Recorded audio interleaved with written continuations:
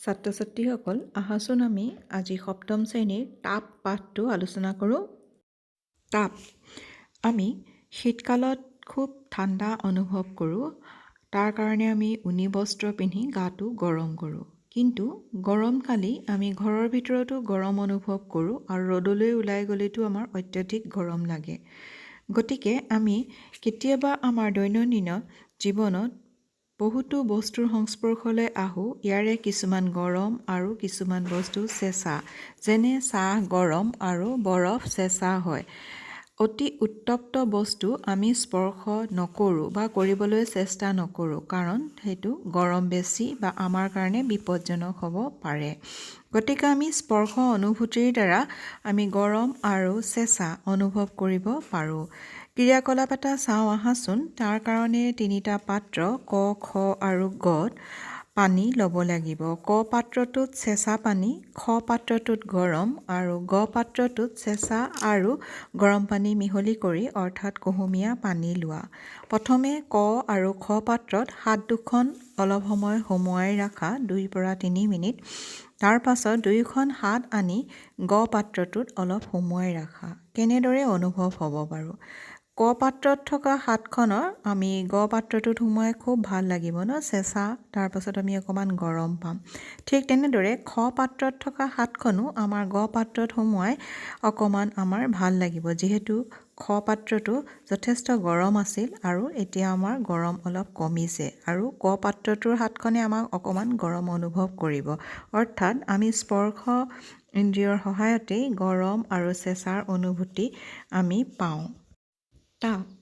তাপ আমি আমাৰ স্পৰ্শ ইন্দ্ৰিয়ৰ সহায়ত যদিও অনুভৱ কৰোঁ, প্ৰত্যেক ক্ষেত্ৰতে আমাক স্পৰ্শ ইন্দ্ৰিয়ৰ ওপৰত আমি নিৰ্ভৰ কৰিব নোৱাৰোঁ। কেতিয়াবা ই আমাক প্ৰতাৰিত কৰিব পাৰে।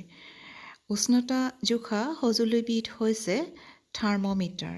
আমাৰ শৰীৰৰ উষ্ণতা জোখা সঁজুলিটোক জ্বৰ জোখা তাপমেটা বা ক্লিনিকেল থাৰ্মোমিটাৰ বুলি কোৱা হয়। আমাৰ জ্বৰ জোখা তাপমেটাডাল চিত্ৰত দেখুওৱা হৈছে আৰু এই জ্বৰ জোখা তাপমেটাডাল দীঘল ঠেক আৰু সুষম কাঁচৰ নলী থাকে। ইয়াৰ এটা মূৰত বাল্ব এটা থাকে। বাল্বটো পাৰাৰে পূৰ্ণ কৰা হয়। বাল্বৰ বহিৰ্ভাগত পাৰাৰ উজ্জ্বল আঁচ এডাল চকুত পৰে। পাৰাৰ আঁচডাল চকুত নপৰিলে তাপমেটাটো অলপ ঘূৰোৱা, যাতে আঁচডালৰ দৃষ্টিগোচৰ হয়। তাপমেটাডালৰ গাত এডাল স্কেলো দেখিবলৈ পাবা। আমি ব্যৱহাৰ কৰা স্কেলডাল হৈছে চেলচিয়াছ স্কেল। ইয়াক ডিগ্ৰী চেলচিয়াছ বুজোৱা হয়। জ্বৰ জোখা তাপমেটাৰ দ্বাৰা 35 ডিগ্ৰী চেণ্টিগ্ৰেডৰ পৰা 42 ডিগ্ৰী চেণ্টিগ্ৰেডলৈ উষ্ণতা জুখিব পাৰি।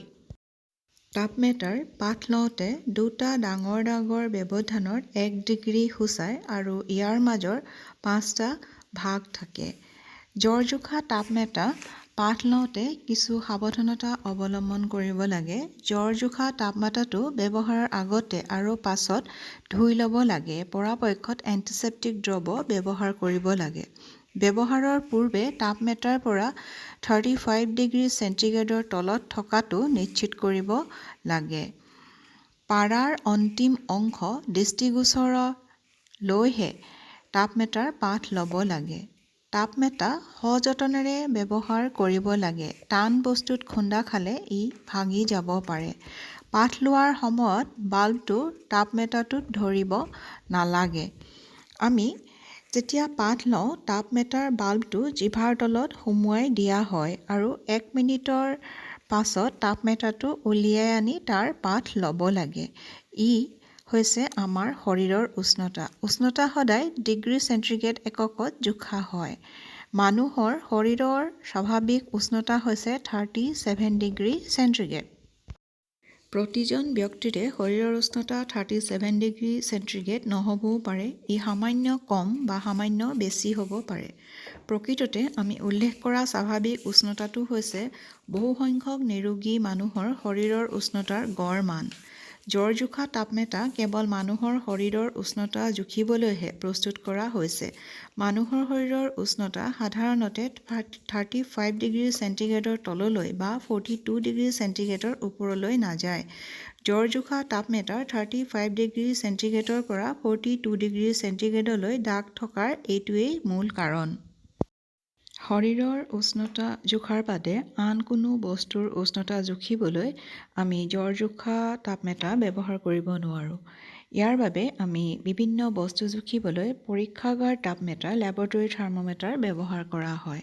বিভিন্ন কামৰ বাবে বিভিন্ন তাপমেটা ব্যৱহাৰ কৰা হয়। বতৰৰ বতৰাদিয়াৰ আগদিনাৰ সৰ্বোচ্চ আৰু সৰ্বনিম্ন উষ্ণতাৰ মানবোৰ সৰ্বোচ্চ আৰু সৰ্বনিম্ন তাপমেটা নামৰ তাপমেটাৰে জোখা হয়। পৰীক্ষাগাৰ তাপমেটা এডাল মন কৰাচোন দিয়া হৈছে। এই তাপমেটাৰ পৰিসৰ -10 ডিগ্ৰী চেণ্টিগ্ৰেডৰ পৰা 110 ডিগ্ৰী চেণ্টিগ্ৰেডৰ ভিতৰত থাকে আৰু এই পৰীক্ষাগাৰ তাপমেটা ব্যৱহাৰ কৰোঁতে কিছু সাৱধানতা অৱলম্বন কৰিব লাগে। সেইসমূহ হ'ল ইয়াক হেলনীয়াকৈ নাৰাখি থিয়কৈ ৰাখিব লাগে। যিটো বস্তুৰ উষ্ণতা জুখিব লাগে তাৰে তাপমেটাৰ বাল্বটোৰ চাৰিওফালে আগুৰি ৰাখিব লাগে। বাল্বটো পাত্ৰৰ পৃষ্ঠভাগত স্পৰ্শ কৰিব নালাগে। চিত্ৰত তাপমেটাৰে পানীৰ উষ্ণতা জোখা দেখুওৱা হৈছে। এটা বিকাৰ বা মগত অলপ গৰম পানী লৈ তাপমেটাডাল পানীত ডুবাই থোৱা হৈছে। ইয়াৰ আঁচবোৰ সুস্থিৰ নোহোৱা পৰ্যন্ত অপেক্ষা কৰিব লাগিব আৰু পিছত উষ্ণতাৰ পাঠ আমি ল'ব লাগিব। তাপমেটাৰ পাৰাৰ ব্যৱহাৰ কৰা হয় বাল্বটোত, গতিকে এইটো এটা অতি চিন্তনীয় বিষয় হৈ পৰিছে। পাৰা এবিধ বিষাক্ত পদাৰ্থ আৰু কোনোবাই তাপমেটাটো ভাঙিলে বা কিবা কাৰণত যদি ভাঙে তাৰ পাৰাখিনি নিষ্পত্তি বা ডিছপ'জল অতিশয় দুঃসাধ্য কাম হৈ পৰে আৰু পাৰা হৈছে বিষাক্ত পদাৰ্থ। গতিকে আজিকালি ডিজিটেল থাৰ্মোমিটাৰ য'ত পাৰা ব্যৱহাৰ কৰা নহয় ব্যৱহাৰ উপযোগী হৈ পৰিছে। তাপৰ সঞ্চালন। ঠাণ্ডা দিনত আমি সকলোৱে জুই ফুৱাও, নহয়নে বাৰু? জুই ফুৱালে আমাৰ অলপ সময়ৰ পাছত গৰম লাগে আৰু ওচৰৰ পৰিৱেশটো অৰ্থাৎ বায়ুখিনি আমি গৰম অনুভৱ কৰোঁ। এয়া হৈছে তাপৰ সঞ্চালন। উচ্চ উষ্ণতাত থকা বস্তু এটাৰ পৰা নিম্ন উষ্ণতালৈ থকা বস্তুটোৰ তাপৰ সঞ্চালিত হয়। এটা বস্তুৰ পৰা আন এটা বস্তুলৈ তাপ তিনি প্ৰকাৰে সঞ্চালিত হ'ব পাৰে আৰু এই সঞ্চালনবোৰ হৈছে পৰিবহণ, পৰিচালন আৰু বিকিৰণ। কঠিন পদাৰ্থত সাধাৰণতে পৰিবহণ প্ৰক্ৰিয়াৰে তাপ সঞ্চালিত হয়। জুলীয়া আৰু গেছীয় পদাৰ্থত পৰিচলন প্ৰক্ৰিয়াৰে তাপ সঞ্চালিত হয় আৰু বিকিৰণ প্ৰক্ৰিয়াৰে তাপ সঞ্চালনত কোনো মাধ্যমৰ প্ৰয়োজন নহয়। আমি ক্ৰিয়াকলাপ এটা চাওঁ আহাচোন। লো বা এলুমিনিয়ামৰ ধাতুৰ দণ্ড এডাল লৈ দণ্ডডালৰ গাত মমৰ সৰু সৰু টুকুৰা কিছুমান লগোৱা হ'ল আৰু এই টুকুৰাবোৰ প্ৰায় সমান দূৰত্বত থকাটো প্ৰয়োজন। দণ্ডডাল এডাল ষ্টেণ্ডত সংলগ্ন কৰা। যদি ষ্টেণ্ড নোপোৱা তেনেহ'লে চিত্ৰত দেখুওৱাৰ দৰে দুটা ইটাৰ মাজত সুমুৱাই দিয়া আৰু দণ্ডডালৰ আনটো মূৰ গৰম কৰা। এডাল মমবাতি জ্বলাই গৰম কৰা আৰু পিছত নিৰীক্ষণ কৰা। লাহে লাহে কি হ'ব, মমৰ টুকুৰাবোৰ গলি গলি পৰিবলৈ আৰম্ভ কৰিব। অৰ্থাৎ মমৰ যি উত্তাপ আছিলে, উষ্ণতা আছিলে, লোৰডালৰ মাজেৰে লাহেকৈ সঞ্চালিত হৈছে। কোনো এটা বস্তুৰ গৰম প্ৰান্তৰ পৰা চেঁচা প্ৰান্তলৈ তাপৰ সঞ্চালন হোৱা প্ৰক্ৰিয়াটোকে পৰিবহণ বুলি কোৱা হয়। কঠিন পদাৰ্থত সাধাৰণতে এই পৰিবহণ প্ৰক্ৰিয়াৰেই তাপৰ সঞ্চালন ঘটে। সকলো পদাৰ্থই বাৰু সহজে তাপ সঞ্চালন কৰেনে?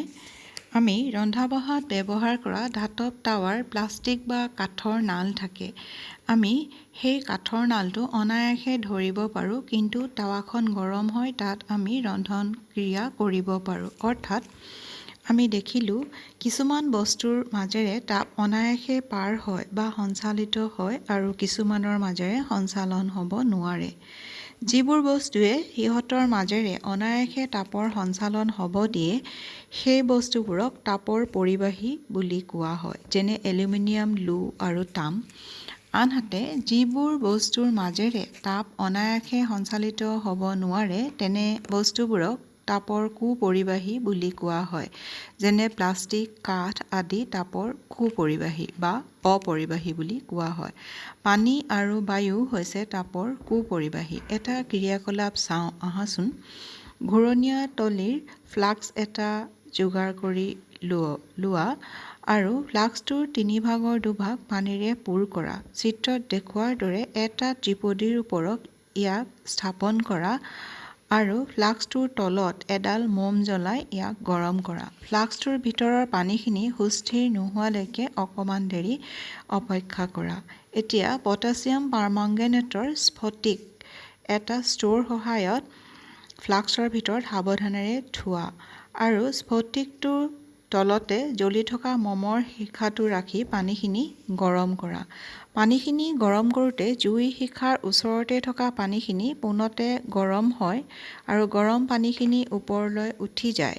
দাঁতিৰ চেঁচা পানীখিনি তাপৰ উৎসৰ পিনে নামি আহে। এইখিনি পানীও গৰম হয় আৰু ওপৰলৈ উঠে আৰু দাঁতিৰ পানী তললৈ নামে। গোটেইখিনি পানী গৰম নোহোৱালৈকে এই প্ৰক্ৰিয়াটো চলি থাকে। তাপৰ সঞ্চালনৰ বাবে এই প্ৰক্ৰিয়াটো হয় আৰু ইয়াক পৰিচালন বুলি কোৱা হয়। তাপৰ উৎসৰ নিকটৱৰ্তী বায়ু গৰম হয় আৰু ওপৰলৈ উঠি আহে। কাষৰ বায়ু আহি খালী হোৱা ঠাই পূৰ্ণ কৰে। এইদৰে বায়ু গৰম হয়। আমি আন এটা ক্ৰিয়াকলাপ চাওঁ আহাচোন। এডাল মমবাতি লোৱা আৰু এতিয়া এখন হাত শিখাৰ ওপৰত আৰু আনখন হাত শিখাৰ কাষত ধৰা। চিত্ৰত দেখুওৱাৰ দৰে শিখাৰ ওপৰফালৰ পৰিচালনৰ ফলত বায়ু গৰম হয়। সেয়েহে শিখাৰ ওপৰত ৰখা হাতখনে বেছি গৰম অনুভৱ কৰে আৰু শিখাৰ কাষত অৱশ্যে পৰিচালন নঘটে আৰু বায়ুখিনি ওপৰৰ বায়ুৰ দৰে গৰম নহয়, গতিকে কম গৰম বা লাহে লাহেহে গৰম অনুভৱ কৰা হয়। সাগৰৰ উপকূল অঞ্চলত বাস কৰা মানুহে এক কৌতূহলদীপক পৰিঘটনা অভিজ্ঞতা লাভ কৰে। দিনৰ সময়ছোৱাত স্থলভাগৰ পানীতকৈ সোনকালে গৰম হয় আৰু মাটিৰ ওপৰৰ বায়ু গৰম হৈ ওপৰলৈ উঠি যায়।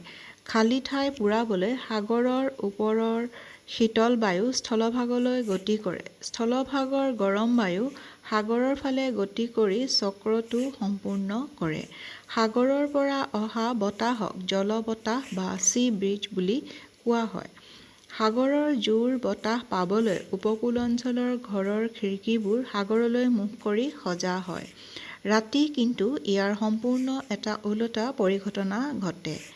স্থলভাগতকৈ পানীভাগ ধীৰ গতিৰে শীতল হয়। সেয়েহে স্থলভাগৰ পৰা শীতল বতাহ সাগৰলৈ বয় আৰু ইয়াকে স্থলবতাহ বুলি কোৱা হয়। আমি ৰ'দলৈ ওলাই আহিলে গৰম অনুভৱ কৰোঁ। সূৰ্যৰ তাপ কেনেকৈ আমাৰ ওচৰ পায়হি বাৰু? পৰিবহণ অথবা পৰিচালন প্ৰক্ৰিয়াৰে ই সম্ভৱ নহয়। কাৰণ পৃথিৱী আৰু সূৰ্যৰ মাজৰ অধিকাংশ ঠাইতে বায়ুৰ দৰে কোনো মাধ্যমৰ অৱস্থিতি নাই।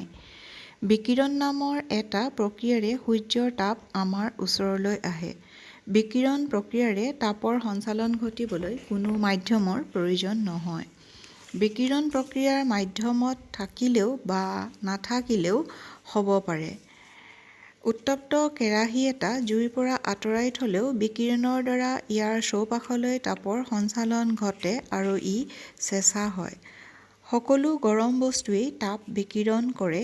এই তাপে কোনো বস্তুৰ ওপৰত পৰিলে তাৰ এটা অংশ প্ৰতিফলিত হয়, এটা অংশ শোষিত হয় আৰু এটা অংশ সংপ্ৰেৰিতও হ'ব পাৰে। তাপৰ শোষিত অংশই বস্তুটোৰ উষ্ণতা বঢ়ায়। ক্ৰিয়াকলাপ এটা চাওঁ আহাচোন। দুটা একেধৰণৰ টিনৰ পাত্ৰ লোৱা। এটাৰ বহিৰ্ভাগত ক'লা ৰং আৰু আনটোৰ বহিৰ্ভাগত বগা ৰং দিয়া। প্ৰতিটোতে সম পৰিমাণৰ পানী ভৰোৱা আৰু প্ৰায় 1 ঘণ্টা সময় দুয়োটা দুপৰীয়া অৰ্থাৎ মধ্যাহ্ন ৰ'দত থৈ দিয়া। তাৰ পাছত দুয়োটা পাত্ৰৰ পানীৰ উষ্ণতা জোখা আৰু যদি তুমি হাতখন ভৰাই পানী স্পৰ্শ কৰা তেনেহ'লেও উষ্ণতা গম পাবা। অৰ্থাৎ ক'লা ৰঙৰ পাত্ৰটোৰ আমি উষ্ণতা বেছিকৈ পাম। গৰম দিনত পাতল বস্ত্ৰ আৰু শীতকালত গাঢ় বস্ত্ৰ আমি কিয় বেছিকৈ আৰামদায়ক বুলি ভাবোঁ বাৰু? এই পৰিঘটনাটোৰ পৰাই আমি এই কথাটো স্পষ্ট কৰিব পাৰোঁ। গাঢ় পৃষ্ঠই অধিক তাপ শোষণ কৰে আৰু সেইকাৰণে শীতকালত আমি গাঢ় ৰঙৰ বস্ত্ৰ পিন্ধি আৰাম পাওঁ। পাতল ৰঙৰ বস্ত্ৰই আপতিত তাপৰ অধিকাংশই প্ৰতিফলিত কৰে আৰু সেইবাবে গৰম দিনত আমি পাতল ৰঙৰ বস্ত্ৰ পিন্ধি প্ৰশান্তি অনুভৱ কৰোঁ। শীতকালত আমি ঊণৰ বস্ত্ৰ ব্যৱহাৰ কৰোঁ। ঊণ হ'ল তাপৰ কুপৰিবাহী। তদুপৰি ঊণৰ আঁহৰ মাজত বায়ু আবদ্ধ হৈ থাকে আৰু এই বায়ুৱে আমাৰ শৰীৰৰ তাপ চৌপাশৰ শীতল অঞ্চললৈ ওলাই যোৱাত বাধা দিয়ে। সেইবাবে আমি গৰম অনুভৱ কৰোঁ।